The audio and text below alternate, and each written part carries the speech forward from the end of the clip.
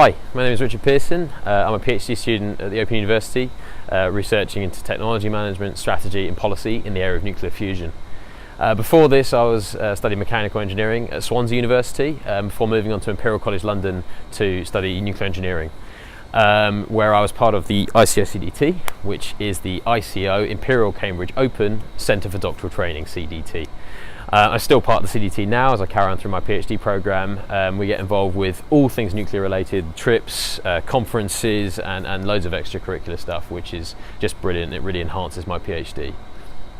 So my research is in nuclear fusion, and going right back to basics, nuclear fusion is the same process that powers the sun and the stars. So in the sun you have hydrogen atoms and heavier atoms that collide together at incredibly high speeds and pressures, and basically releases a huge amount of energy. So what we're trying to do here on Earth is recreate that energy to produce a green power source for the future. Fusion energy is heralded as the answer to our energy problems, with no waste, abundant fuels and very few safety concerns. But basically this is really difficult on Earth. You're essentially trying to capture the star in a chamber, which is as hard as it sounds. So one way of doing this is by using a tokamak device, and a tokamak can sort of be thought of as a star chamber, and what we're trying to do is mimic the sun and mimic the stars in this chamber. So basically my research is looking into how we can get there faster. I'm working with my sponsor company Tokamak Energy, who are working on a way to do more compact devices. We originally thought we might have to go to really large devices, but using novel physics and potentially disruptive magnet technology, we think we can get there faster. So I'm looking at a strategy of how we can do that using a technique called technology road mapping.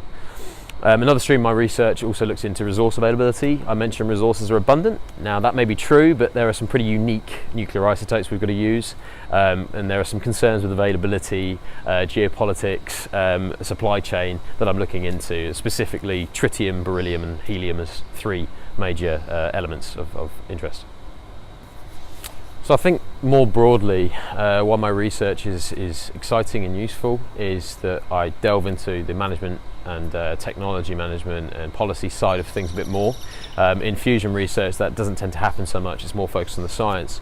So hopefully I'm putting in some really innovative ideas into that space, particularly with my supervisor, Professor Bill Nuttall, who's also an expansive thinker.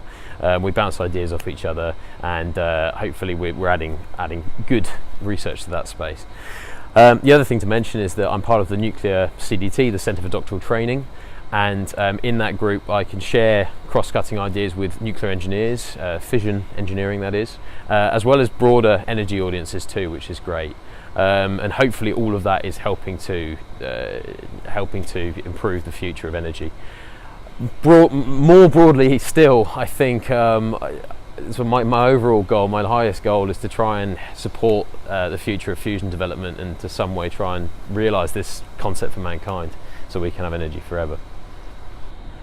So a fun fact, well, I'm a very sociable person. I like to travel and explore the world with my partner in crime, Emily. But I think more than anything else what distracts me from my research is Arsenal Football Club. I'm a huge Arsenal fan. I try to watch every game on TV, and hopefully one day I'll be able to afford a season ticket.